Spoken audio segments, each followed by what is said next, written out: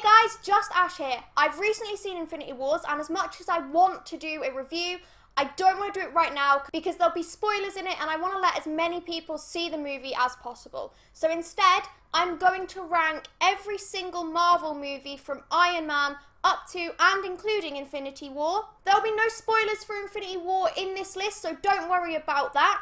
And I'll try to keep my reasoning for each position as simple and short as possible, just so this video isn't 10 hours long.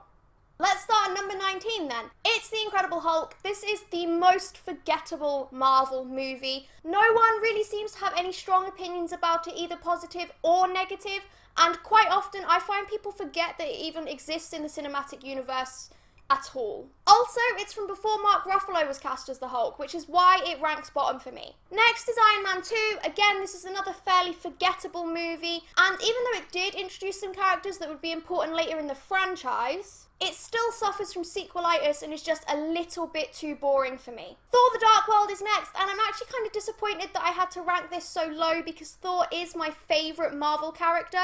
Unfortunately, Dark World doesn't have any of the charm or the aesthetic of the original Thor, and it also seems to be lacking a lot of the humour as well. It was a very serious movie, or at least that's what I remember, and it also featured a lot of Jane Foster, which is a shame because I really like Natalie Portman as an actress. I just really didn't like her characterization of Jane. At 16, we have Iron Man 3.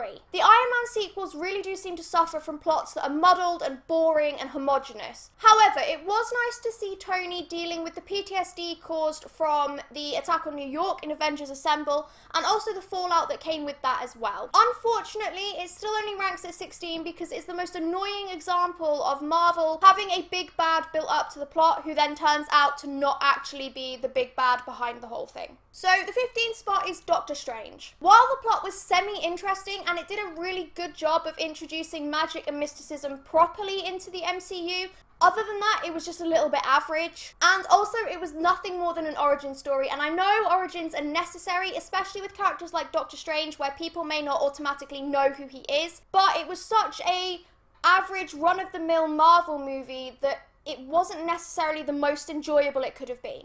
And Doctor Strange is actually the movie that made me fall off the Marvel bandwagon for a little bit. And then there's Avengers Age of Ultron. This actually ranks quite lowly for a different reason to most of the other movies on this list. Basically, I cannot stand Joss Whedon's writing and direction in it. I don't like Whedon's quippy humour. I don't think it fits in some of the scenes that it's used in. The direction for some of the action sequences and the battle scenes, I don't really know what's going on. And he completely undoes a lot of character development that characters had in their solo movies, especially with Captain America. Plus, Ultron just felt like a big advertisement for the next phase of Marvel movies rather than being a story in itself. Captain America First Avenger comes in at number 13, and this is because it's probably the worst of the Captain America movies. It doesn't really seem to know what sort of tone it wants to take. It doesn't know if it's a light-hearted action movie or a gritty war film. It also drags in places to the point where I thought it was ending 3 separate times. Spider-Man Homecoming ranks in at number 12. I had very little interest in Homecoming when it first came out. I didn't bother seeing it. I wasn't really interested. But when I did watch it as part of my catch-up for Infinity Wars, I was actually pleasantly surprised. It's an entertaining movie. I really like the fact that they skipped the whole junk with Uncle Ben. I didn't need to see another Spider-Man origin. I know the story. But unfortunately, it does feel a little bit rushed and a little bit thrown together, almost like Marvel felt obliged to make the movie and didn't really give it the care and attention that they give some of their other franchises. Captain America Civil War is next, and I personally think they did a really good job of adapting the Civil War storyline based on the limitations that they had, specifically that they didn't have the rights to half of the characters that are involved in that plotline. Unfortunately, it misses out on the top 10 spot because it is a Captain America movie, and I feel like a little bit too much focus was given to Iron Man, and it wasn't really balanced out with Captain America's side of the argument.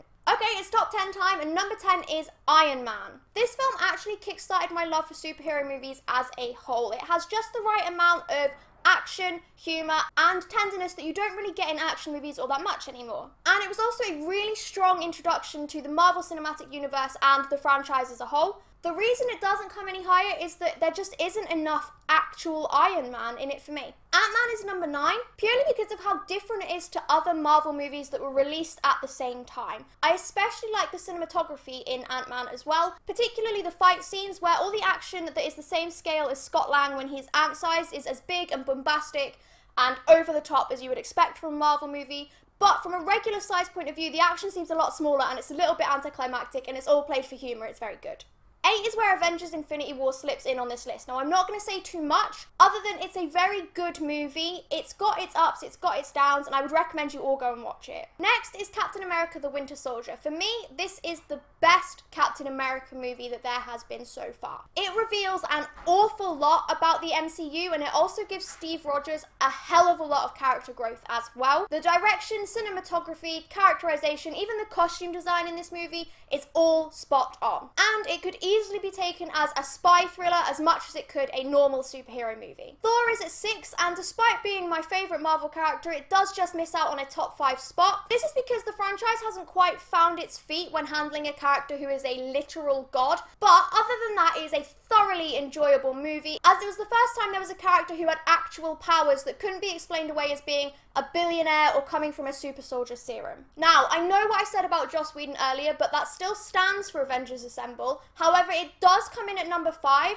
as it was the very first crossover that we'd had properly within the MCU. It manages to be a story in its own right, and it also shows off the sheer power that Marvel has as a franchise. Plus, it introduces Thanos, who's the biggest bad of the entire franchise, and I think that's just really cool. 4th place goes to Black Panther, again because it was very different from the rest of the Marvel Cinematic Universe, and I will be saying that a lot for the next 3 movies as well. It's a very enjoyable film that introduced a lot of fresh new ideas to the MCU, and is actually the reason that I started liking the MCU again. It reignited my passion for Marvel. And the bronze medal goes to Guardians of the Galaxy Volume 2. I love this movie, and not just because it uses one of my favourite songs for its opening scene. Really, it's because it built on the formula that was laid down by Guardians 1 and pushed it a little bit further. It was also interesting to see how the Guardians themselves had grown since their last movie, and to see them interact with their new character development. Plus, it also provided some insight into Peter Quill's much speculated backstory. 2nd place goes to Guardians of the Galaxy. What a surprise! Especially considering how I love all of the Marvel movies that are a bit different to the mainstream films. Guardians was really the first instance of Marvel doing something totally different with their films. It's the first one properly set in space, and it's the first one with characters that are not necessarily the best fit for the hero archetype. They're not the nicest people, they're not the best people to be saving the world, but you still root for them anyway. The humour is absolutely spot on, and it's all topped off with an absolutely stellar soundtrack. And to be honest with you, it probably would have taken the top spot if it wasn't for the last movie on this list. And there's only one movie left to take first place, which is Thor Ragnarok. Now, I'd initially put off watching Ragnarok because I was so fed up with boring, homogenous Marvel movies. So when I did watch it, I was actually quite shocked. It is the most enjoyable Marvel movie that I have ever seen, and I've officially watched all of them now. Again, it's completely different to the other movies. It's much more light-hearted and humorous.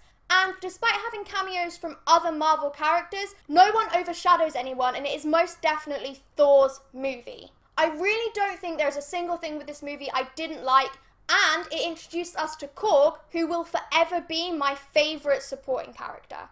And at long last, that is the end of the rankings. It has taken me a million years to film this video because it is so hot in my flat right now. Do you guys agree or disagree with my rankings? Please leave a comment. I will be doing an Avengers Infinity War review, so make sure you hit the subscribe button and get the notifications so you don't miss that. If you've enjoyed this video, please give it a like, and as always, pour yourself a nice cup of tea and join me next Friday at 8 for the next video.